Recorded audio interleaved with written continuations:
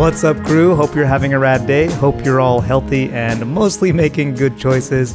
In this episode, I show you how to ride Skypark's Arrow. I'm Alan, and this is the MTB Alan channel.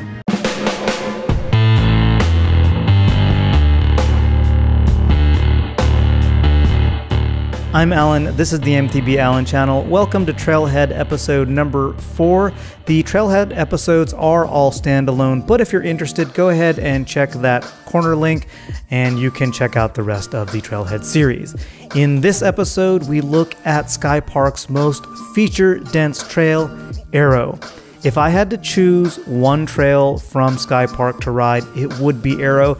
It's only about 0.49 miles long, which ends up being like 0.79 kilometers, and it only has about 211 feet of descending, which is about 64 meters. But within that small amount of descending and that small amount of distance, it is packed full of features. According to my count, it's like 25 features. Your count may be more or less depending on what you consider to be a feature. That's like one feature for about every 100 feet or like 30 meters. Now, that density of features is what makes Arrow fun, but if you are relatively new to Arrow, you may find that linking all those features together and keeping flow can be a bit of a puzzle. You have some flow going on in a section and you come across one feature and for whatever reason you always get hung up on it. Well, hopefully this episode will help you out with that. Let's get to the trail. Alright, so now that we're on the trail, the number one thing I want you to remember is to avoid skidding. If you're skidding, it's because you're probably coming in too fast and are using poor braking technique. It's really bad for the trails, and it's something that if you can avoid will actually improve your riding because it'll make you generally a smoother rider. So already we're at our first feature, which is these two rollers. You can pump them to get speed for the upcoming wall, or you can gap them like I try to do, like I clearly try to do. You'll see I don't actually make it. So let's pause it again for this wall. Wall rides in general, you want to hit them pretty early and you want to think about coming across them. It's easy to think about going up and down a wall ride, but really what you want to do is think about going across them. The height that you get on a wall will depend on how fast you're going. The faster you're going, generally the higher you'll get on the wall. Alright, so these two jumps here are pretty short. They don't have a lot of landing, so it's really easy to overjump at least the first one and go to flat. If you do that, you lose all your speed for the second one. So I tend to scrub the first one, which sets me up for the second one.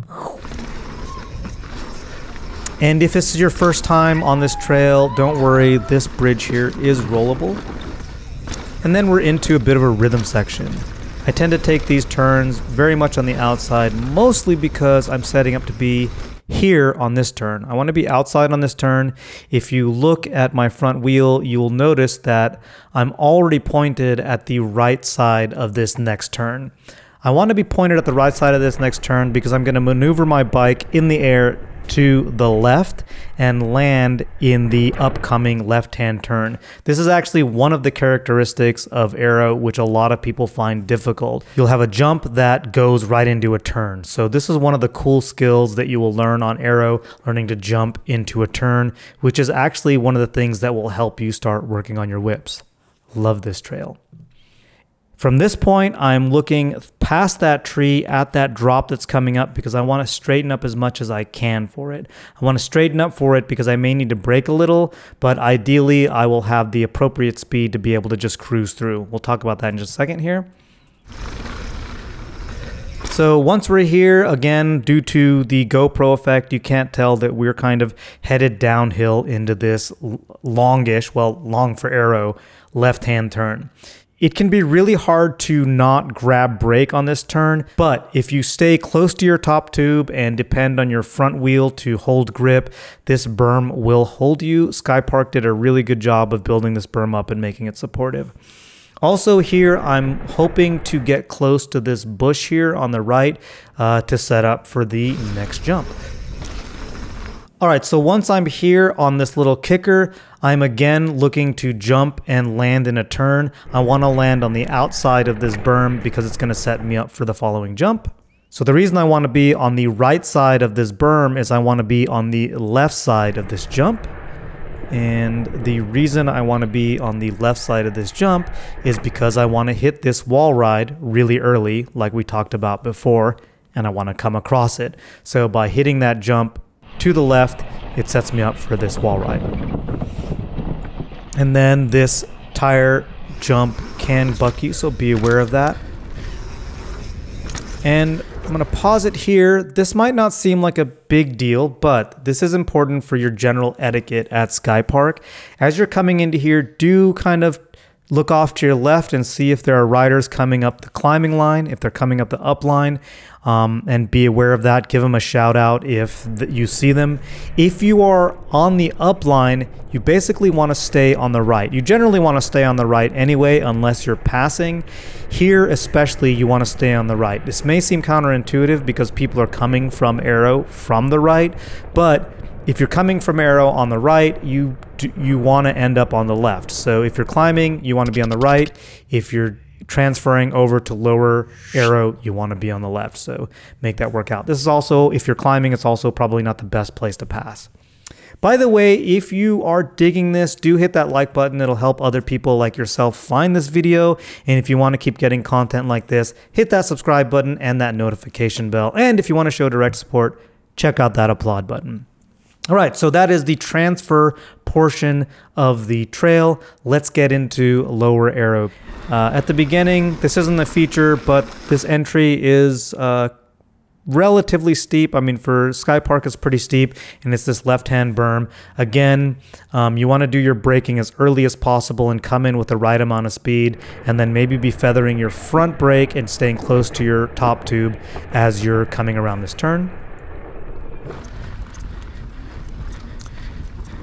And then we are into our first wooden feature of the lower part. Here, I'm tucking as close as I can into the tree on the right because I'm going to have to come past that tree on the left just past this. And I'm doing this to do whatever I can to straighten the trail out here as much as possible.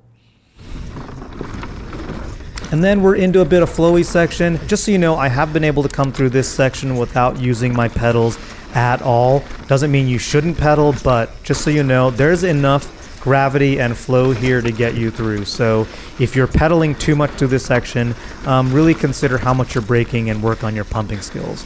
All right, let's talk about what I like to call the wiggly worm. A lot of people will tend to go outside on this turn and then tighten up the second turn. I have been starting to straight line this first turn and go really big and outside on the second turn. And I'm going to show you why I do that here.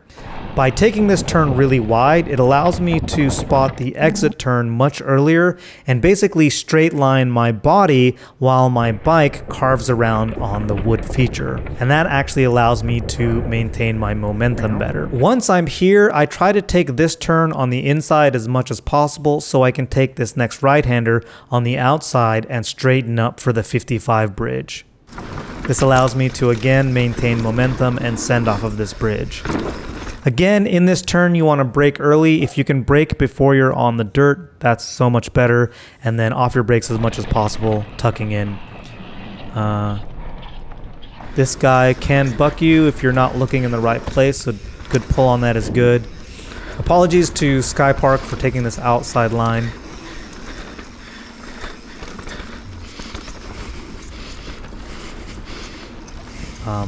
This, you can get a little bit of air off of that if you bump it a little bit. Outside here, I'm going to stop here on the M feature. This one's really interesting because if you are going medium speed, it's pretty easy. You just kind of roll it. You'll get to a point where you're going so fast that not jumping it is actually more dangerous than jumping it because you end up like smashing into the other side. So do know that. I'm still casing it a little bit. I don't really know why. Somebody give me a tip on that.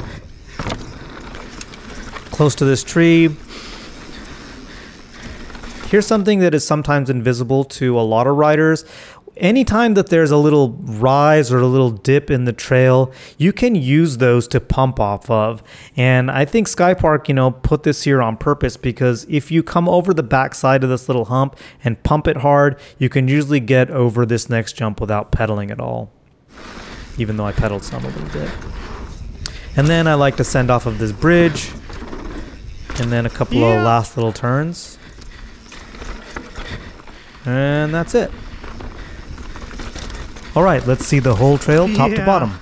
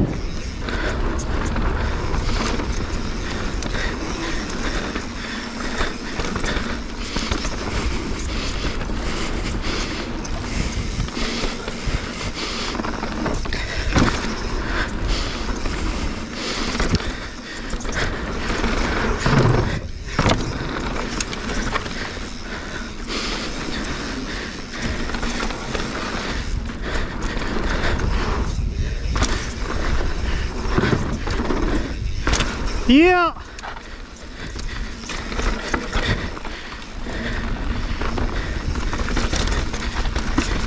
Yeah. So I really hope you dug this trailhead episode on Arrow. I know I was getting a lot of requests for it. Do hit that like button. It'll help other people like yourself find this video. Keep getting content like this in your feed on a weekly basis by hitting that subscribe button and notification bell, and directly support the channel by checking out that applaud button. And with that, I'll see you next week.